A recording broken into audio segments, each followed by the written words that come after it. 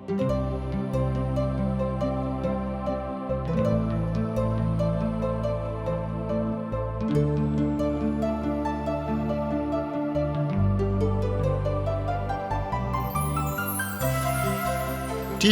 से प्रसारित जिंदगी की राह कार्यक्रम में आप सबका स्वागत बा। ई कार्यक्रम सबकरा खातिर बा जे की तरह तरह की विपत, उलझन और अशांति में पड़ के सही रास्ता से भटक गए होखे और उनके पता ना होखे कि जिंदगी का सही रास्ता कौन है। तो दर्शक भाई बहन, बाइबल में जिंदगी का सही मार्ग बतावल गईल बा। कृपा करके देखी और सुनी कि परमेश्वर क्यों न तरह आप सबके अगुवाई करतने। प्रिय मित्र, ए अध्याय के मुख्य विषय है बिलदद के दूसर का वृतांत। यीशु ही बिलदद के दूसरा दौर है। हालांकि उ खंडन करता, पर ए हाली भी उ कोनो नया बात नहीं खन कहत। रउआ के याद होई कि उ परंपरावादी हमें। उनका बाद ऐसा बहुत कथा, कहानी, कहावत, चुटकुला बा या चुटकुला ह। बात तो उ बढ़िया कर रहल बने, पर उनका से अयूब के कोनो फायदा, कोनो लाभ नहीं हो रहल। प्रिय श्रोता मित्र भाई बहन, रुआ हमरा संगे आपन पवित्र शास्त्र बाइबल निकाल ली। हाँ, तो ओह में देखी अयूब के किताब 18 अध्याय 1 से 3 पद एह तरी से बता रहल बा। सुनी ध्यान से, हम पढ़ रहल बानी रउआ खातिर। तब सूही बिलदद के जवाब दिहले, तू कब तक शब्द के पकड़त रहबा? समझ देखावा, तब हम बात कर सकब। हम पशु के समान काहे समझल गइल बानी और तोहार नजर में मूर्ख ठहरल बानी। प्रिय मित्र, असल में बिलदद कह रहल बाड़े, अयूब यदि आपन मुंह बंद करी हैं तबे हम बोल पाइब। ठीक तो ई रहित कि सब बात कइल बंद करके सुने शुरू करीते। अभी उ परमेश्वर की आवाज सुने खातिर तैयार नहीं खन। रुआ देखी, परमेश्वर अयूब के उनकर आवाज सुने के खातिर तैयार कर रहल बने। बिलदद अयूब से ई भी पूछ रहल बाड़े कि उ उन्हें काहे तुच्छ गिन रहल बड़ा। ऐसा लागता कि अयूब के मित्र भाव से आयल तो रहले लोग, पर असल में मित्र ना रहलन लोग। प्रिय मित्र, तो एकरा बारे में जाने, सुने, समझे, सोचे, विचारे खातिर रुआ आपन पवित्र शास्त्र बाइबल से देखत, पढ़त, सुनत चलत चली। अयूब की किताब 18 अध्याय 4 पद इस तरी से बता रहल बा, हे अपना के क्रोध में फाड़े वाला, का तोहरा कारण पृथ्वी उजाड़ल जाई या चट्टान उनका स्थान से हटा दिहल जाई। प्रिय मित्र, बिलदद कह रहल बाणे, का परमेश्वर तोहरा खातिर इस संसार के चलई है। तू तो जानत ही बाड़ा कि उ परंपरावादी हमें। उ मानताड़े कि भूतकाल के बात सही बा। सही कारण ई बात आज भी ठीक बा। उ यही बात पर जोर दे रहल बाणे, अयूब तू कुछ बुद्धि से काम ला ताकि हम एगो निष्कर्ष पर पहुंच सकी। तू का समझताड़ा कि तू हमरा के तुच्छ समझला और ये परमेश्वर के बात के प्रति गुस्सा तोहरा यह दुख से छुड़ी है। प्रिय मित्र, यही अध्याय के 5 पद एह तरी से बता रहल बा। सुनी ध्यान से, तबहुओ दुष्ट के दीपक बुझ जाई और उनकर आग के लौ यानी कि लहर ना चमकी। ये लोग बिल्कुल भी सही नहीं खे लोग बोल रहल। उही अध्याय के 6 से 8 पद एह तरी से बतावता। सुनी ध्यान से, उनका डेरा के प्रकाश अन्हार हो जाला और ओकरा ऊपर के दीपक बुत जाला। ओकर लंबा डग छोड़ कल जाई और उनकर आपन ही मुक्ति ओकरा के नीचे गिरावेले, काहे कि ऊ खुद जाल में फंसत और फंदा पर कदम रखेला। अयुब तू तो मछरी के ऐसन जाल में फंस गइल बाड़ा, एकरा में हमार कोनो दोष नहीं खे। हम तो तोहार मदद करे आइल बानी जा या आइल बानी, पर हमार तू तो सुनते नहीं ख। तोहार ई दशा पाप के कारण भइल बा और तू फांदा में फसल जात बाड़ा। श्रोता मित्र भाई बहन, यही अध्याय के 9 और 10 पद एह तरी से बतावता। फंदा ओकरा एड़ी के जकड़ लेता और जाल ओकरा के फंसा लेता। फंदा ओकरा खातिर जमीन में छिपल बा और जाल ओकरा राही में। प्रिय मित्र, तू भालू के जैसन पिंजड़ा में फंस गइल बड़ा। अब तक तू हमरा के मूर्ख बनावत रहला। यदि ई सच ना होखी त तू ना तो फंसी त रउआ देखी बिलदद लोगन के धार्मिक सलाह दे रहल बने।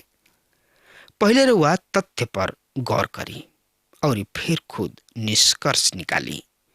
और निष्कर्ष यह कि अयुब की जिंदगी में पाप बा, ओकरा जिए के ढंग सही नहीं खे। इहे कारण ई दुख ओकरा जिंदगी में आइल बा। अयुब के मित्र उनका के जिंदगी के सिद्धांत बता रहल बने, पर एकर ढंग गलत बा। बिलदद कहताने कि अयुब अपना करनी के फल भोग रहल बने। श्रोता मित्र भाई बहन, यही अध्याय के 11 से 17 पद इस तरी से बता रहल बा। सुनी ध्यान से, हम रुआ खातिर पढ़तानी। आतंक चारों ओर से ओकरा के भयभीत करत और एकदम कदम कदम पर तंग करताने। ओकर बल भूख से घट जाता और विपत्ति उनका नजदीक रहले। रोग उनका खाल के निकल जाला और मृत्यु के पहिलौठा ओकरा अंग के खा जाला। वो अपना डेरा के सुरक्षा से निकाल दिहल जाले और उनका के आतंक के राजा के सामने पहुंचा दिहल जाले। उनका डेरा में उनकर कुछ भी नहीं खे। उनका घर पर गंधक बिखेर दिहल जाला, नीचे उनकर जड़ सूख जाला और ऊपर उनकर दाढ़ी काट दिहल जाला। उनकर याद पृथ्वी पर से मिट जाला और बाहर उनकर नाम तक ना रह पावेला। उ कह रहल बाणे कि दुष्ट के बीमारी खा जाई, परमेश्वर ओकर डेरा ढाई दी है और ओकर परिवार नष्ट कर दी है, नाश हो जाई। प्रिय मित्र, यही अध्याय के 18 पद एह तरी से बता रहल बा। ओकरा के अंजोर से अन्हार में ढकेल दिहल जाला और बसल संसार से खदेड़ दिहल जाला। यही लगले 19 और 20 पद एकरा बारे में एह तरी से बतावता। सुनी ध्यान से, उनका लोगन में उनकर कोनो संतान या वंश ना रहल और ना टीके के स्थान पर ओकर केहू बाचल। पश्चिम के लोग उनकर दशा देख के चकित रह जाले और पूर्व के लोग आतंकित हो जाले। उनका रिश्तेदार में से उनकर कोनो बेटा नाती पोता ना रही और जहाँ उ रहत रहन वहाँ कोनो बाचल ना रही। उनका किने या उनकर दिन देख के परवी लोग चकित हुई हैं और पश्चिम के लोग के रोआ खड़ा हो जाई। प्रिय श्रोता मित्र भाई बहन, सबके नाती पोता पसंद होला और ये सब घमंड और संतुष्टि के कारण बनला।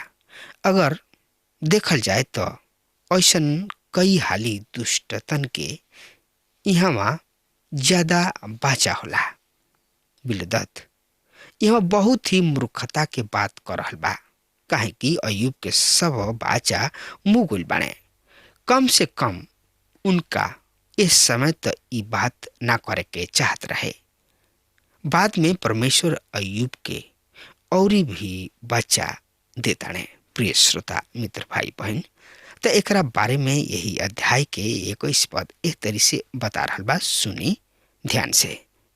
निसंदेह दुष्ट के निवास यही तरी ही होला, और जौन परमेश्वर ना जानेलन ओकर इहे स्थान है। बिलदद दुष्ट के बारे में बता रहल बने। वो अय्यूब के दुष्ट गिन रहल बने।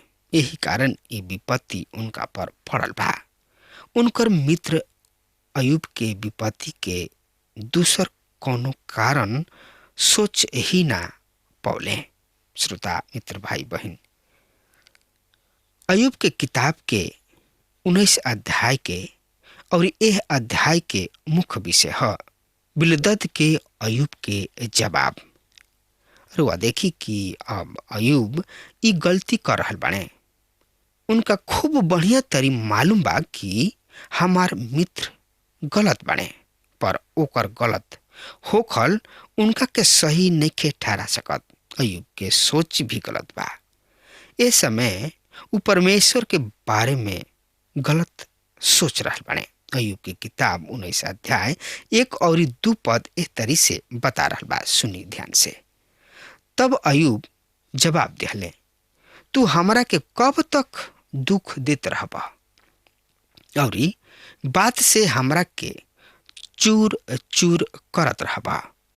यदि ई लड़ाई फुटबॉल के खेल के समान होकी तो टीम के शिक्षा देवे वाला कहताने कि विरोधी टीम हमार रक्षा पंकित के तुर डालेला। मित्र, त एकरा बारे में जानकारी खातिर रुआ अय्यूब के किताब 19 अध्याय के 3 पद एह तरी बता रहल बा। ए 10 हाली तू लोग हमरा के अपमानित कैले बड़ा और हमार बुराई कह के भी तू लज्जित ना होखेला। श्रोता मित्र भाई बहन, वो अपना बोले से अय्यूब से दूर हो गइलन। अय्यूब के भी बर्ताव ठीक ना रहे। वो ई मान रहल बने चूंकि उनकर मित्र गलत बने। एकर कारण वो ठीक है। रुआ देखी, यदि अय्यूब के विवेक दिमाग उनका के परमेश्वर के सामने निर्दोष ठहरावते तो का वो ऐसा सोचते। प्रिय श्रोता मित्र, हम कुछ सुझाव देवे चाहता नहीं। अय्यूब के अपना मित्र के सवाल के जवाब ना देवे के चाहत रहे। ऐसा स्थिति में दुर्भाग्य से हम सोच रहल बानी कि जवाब दे के हम अपन बचाव कर रहल बानी। हमरा जिंदगी में उनकर वरदान सब प्रचार और सिखावे के खातिर परमेश्वर के धन्यवाद देता नहीं। पर हम रउआ के बताई कि ई वरदान खतरनाक भी हो सकता। काहे कि जब भी कोनो हमार बुराई करी हमरा प्रचार से उनकर मुंह बंद कर सकता नहीं। कई हाली लोग हमरा के सलाह देले रउआ के आपन बचाव करे के चाही, पर हम सोची ना हमरा एकर जरूरत नहीं खे। जैसे कि केहू कहे लेबा रउआ मित्र के रौरा स्पष्टीकरण के जरूरत नहीं खे और राउर दुश्मन रउआ पर विश्वास ना करलन। हम ई बात सीख ले बानी कि समय सबके ठीक तरी जवाब दी। हमरा हिसाब से मनुष्य के आपन बचाव ना करे के चाही।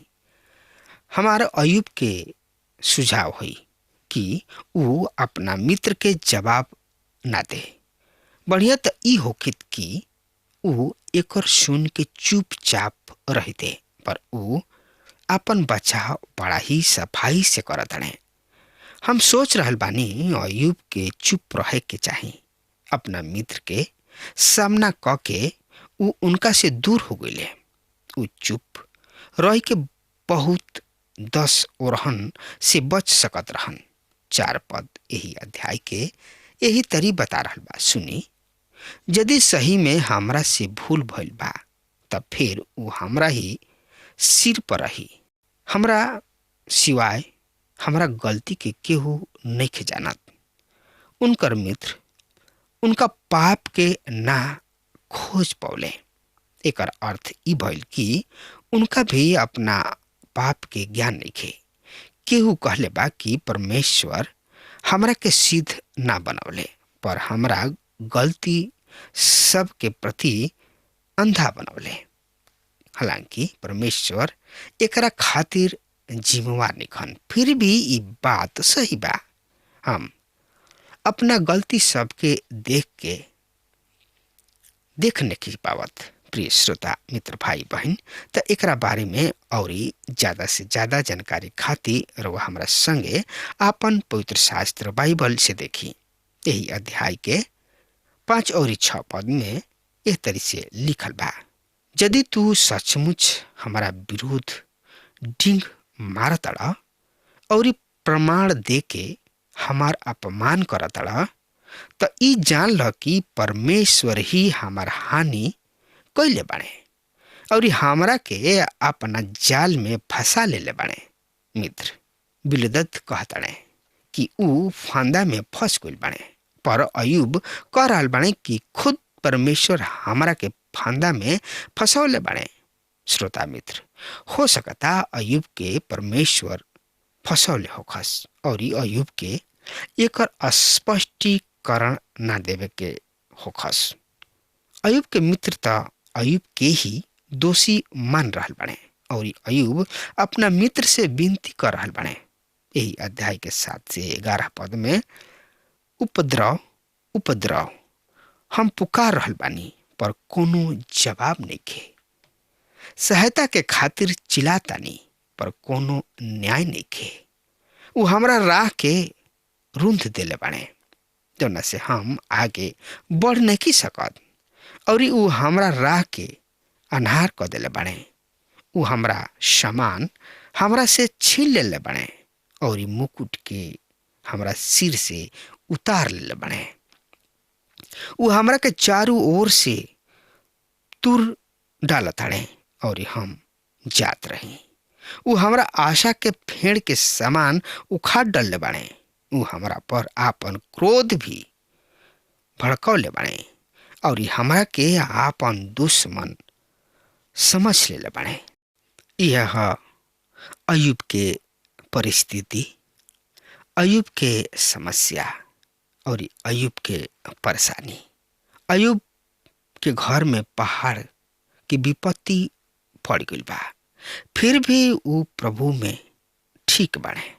लेकिन उनकर दोस्त मित्र भी उनका किने से हट गइल बाड़े और व्यंग्यात्मक बात अयुब के साथे कर रहल बाड़े लोग। श्रोता मित्र, अगर राउर परिस्थिति अगर यही तरीके बा तो रुआ घड़बड़ाई मत, चिंता मत करी। सब बोझ प्रभु यीशु पर डाल दी, काहे कि उहे मार्ग, सत्य और जिंदगी हमें।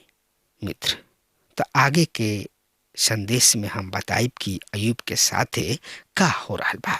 तब तक खातिर रुआ हमरा के आज्ञा दी चले के। परमेश्वर रुआ के बहुते बहुते आशीष देस। आमीन। हमके विश्वास बा कि ई कार्यक्रम आप सब खातिर फायदेमंद सिद्ध भइल हुई। हम चाहतनी कि आप सब अपन अपन आशीष हमरों से बांटी। अगर आप सबके लगे बाइबल से चाहे आपकी निजी जिंदगी से कोनो सवाल होके, चाहे कोनो समस्या खातिर प्रार्थना करावे चाहतनी, तो हमारी फोन नंबर पर जरूर संपर्क करें। परमेश्वर आप सबके बहुत आशीष प्रदान करें और आज का दिन आप खातिर सुखद बनावे।